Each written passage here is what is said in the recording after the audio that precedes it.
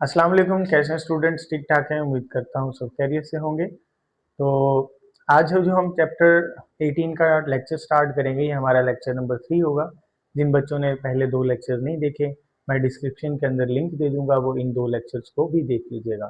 तो बेटा इस वाले लेक्चर के अंदर हम ट्रांजिशन मेटल्स की वेरिएबल ऑक्सीडेशन स्टेट्स को पढ़ेंगे कि ये वेरिएबल ऑक्सीडेशन स्टेट क्यों शो करते हैं, और इसके साथ साथ हम ये देखेंगे कि कौन से एलिमेंट की कितनी ऑक्सीडेशन स्टेट्स हैं, वो भी हम इसमें देखेंगे।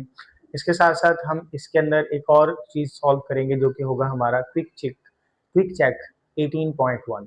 इसके अंदर आपको वीडियो के लास्ट पर मैं उनके प्रॉपर आंसर्स भी दे दूंगा, यहाँ पर हम उनको अच्छी तरह से डिस्कस करने वाले हैं। तो जी बेटा स्टार्ट करते हैं। वेरिएबल ऑक्सीडेशन स्टेट, जैसे हमने पहले पढ़ रखा है कि first row transition elements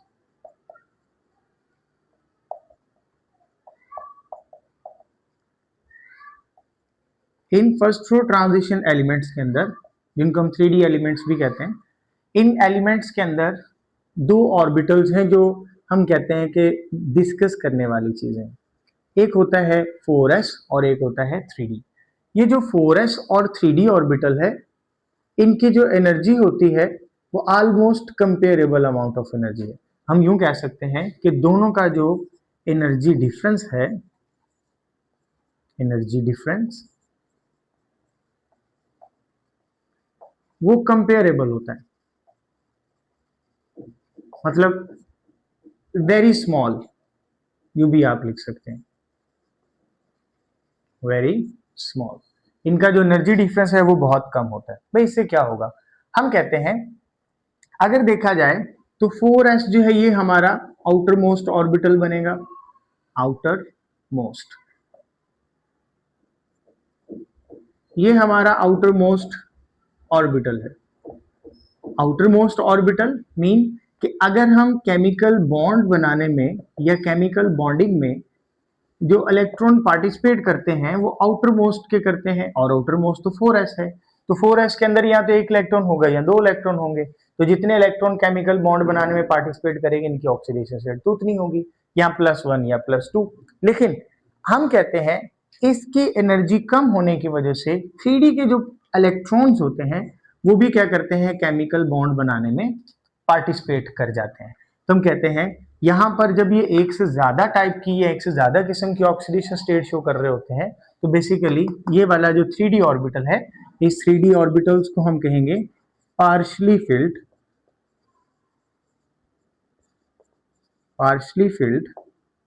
orbital. तो ये पार्शली फिल्ड 3D ऑर्बिटल जो है ये भी केमिकल बॉन्ड बनाने में पार्टिसिपेट कर जाता है, जिसकी वजह से इनकी ऑक्सीडेशन स्टेट क्या होती है बेटा, वेरिएबल होती है। तो ये आपने सिंपल लिखनी है रीजन के दोनों में एक तो एनर्जी डिफरेंस कम है, और 4s के इलेक्ट्रॉन जो है वो तो पार्टिसिपेट करेंगे ही, अगर 3D के भी कर जाते हैं तो फिर उनकी ऑक्सीडेशन स्टेट वेरिएबल होती है।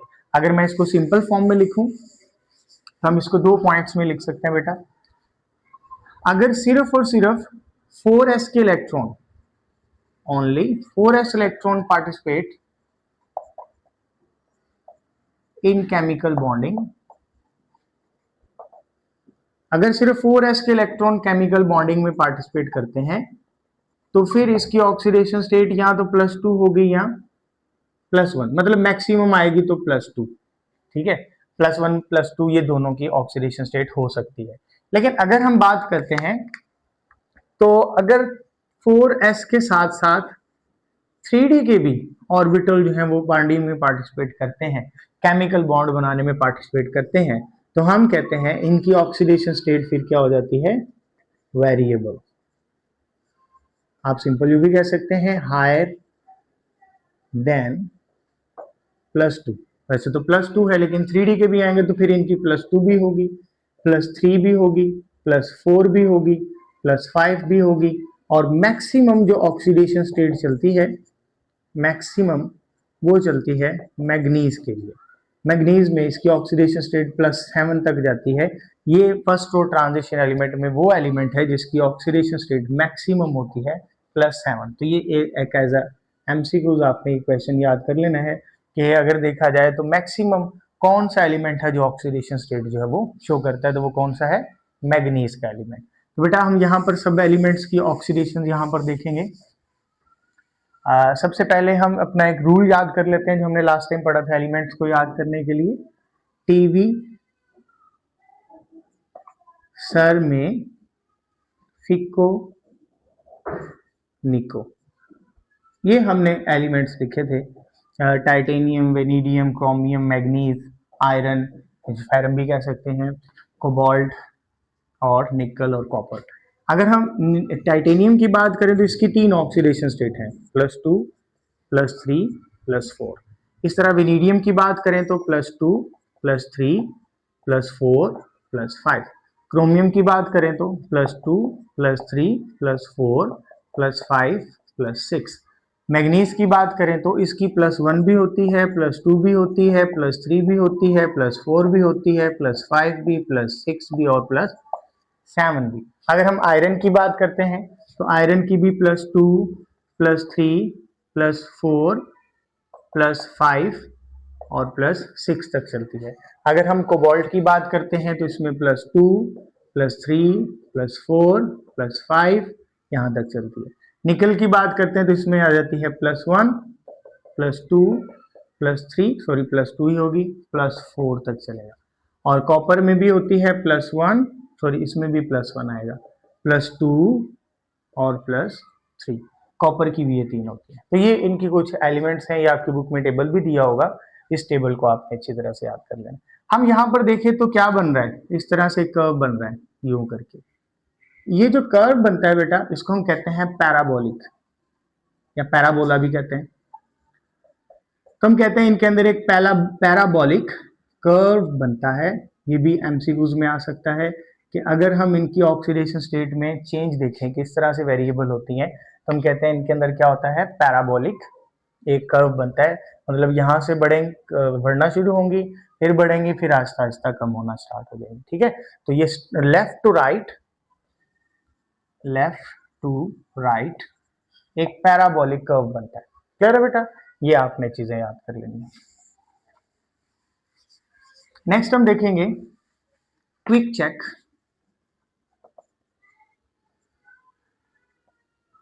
चेक 18.1। अगर हम इसके अंदर देखें तो पहला जो एक क्वेश्चन है उसमें पूछा गया है, write down the electronic configuration of cobalt +2 ion and +3 ion. अगर हम देखें तो इसमें पूछा गया है इनकी इलेक्ट्रॉनिक कॉन्फ़िगरेशन देखनी है और साथ में आपने बताना है अनपेयर्ड इलेक्ट्रॉन्स। आपने ये भी बताना है कि इनमें से अनपेयर्ड इलेक्ट्रॉन किस में ज्यादा है।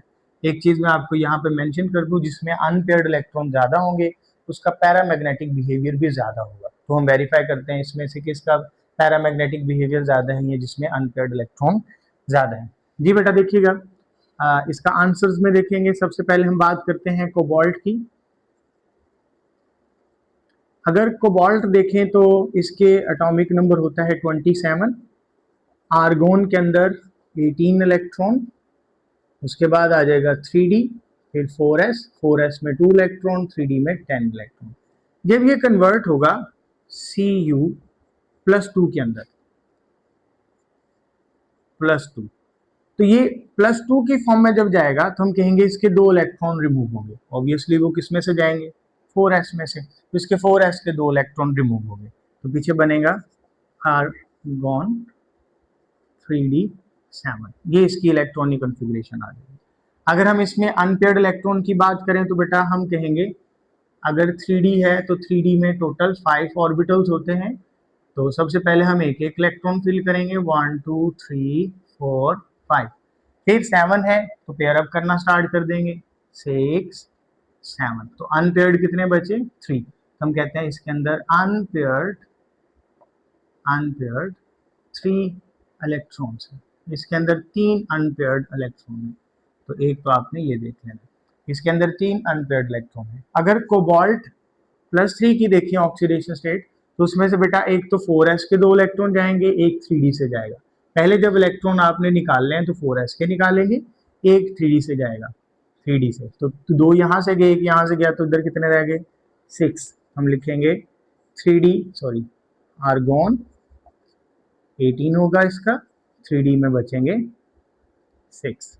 एटॉमिक नंबर इसका उतना ही है, लेकिन इलेक्ट्रॉन्स क्या हो जाएंगे, 3 कम हो जाएंगे as compared to Cu, cobalt की निस्बत। तो अगर इसमें देखें तो बेटा इसके 3D में भी ऐसे ही होगा।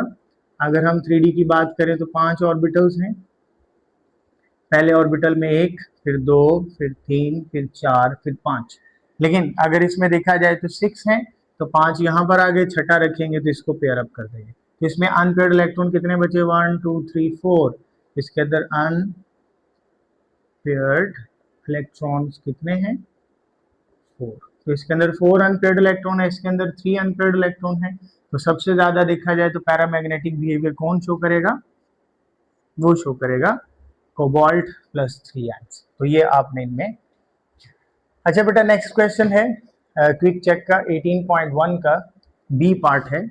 इस बी पार्ट के अंदर हम देखेंगे why the density and melting points of transition metals are higher than the group 1 metals. Transition metals B metals हैं, ग्रुप 1 के एलिमेंट्स बी मेटल्स हैं, लेकिन अगर हम बात करें तो ट्रांजिशन एलिमेंट्स जो हैं इनके मेल्टिंग बॉइलिंग पॉइंट ग्रुप 1 के एलिमेंट्स से ज्यादा होते हैं। ऐसा क्यों होता है? तो एक तो हम इसमें कंपैरिजन करते वक्त यूं लिखते हैं कि अगर ट्रांजिशन मेटल्स की बात करें और ग्रुप 1 एलिमेंट्स की बात करें,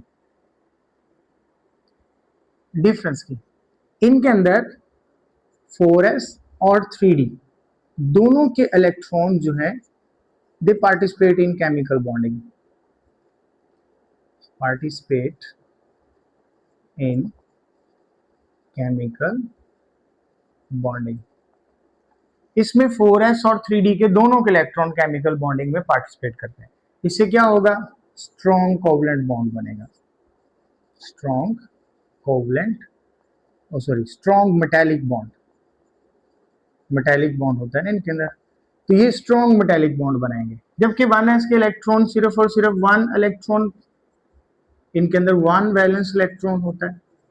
अगर एक वैलेंस इलेक्ट्रॉन है तो सिर्फ मेटालिक बॉन्ड तो बनेगा, बट ये ज्यादा इलेक्ट्रॉन, इनके अंदर फ्री इलेक्ट्रॉन ज्यादा है, इनके अंदर सिर्फ एक है, तो इनका जो मेटालिक बॉन्ड बनेगा वो क्या होगा, वीक। अच्छा, अगर मैं इनका मेटालिक बॉन्ड स्ट्रॉन्ग है तो उसको तोड़ने के लिए ज्यादा अमाउंट ऑफ एनर्जी चाहिए, मेल्टिंग पॉइंट्स बढ़ गए। अगर इनमें देखें तो मेल्टिंग पॉइंट क्या है, इनका मेल्टिंग पॉइंट कम होगा क्योंकि वीक मेटालिक बॉन्ड बन रहा है। दूसरी चीज है डेंसिटी की।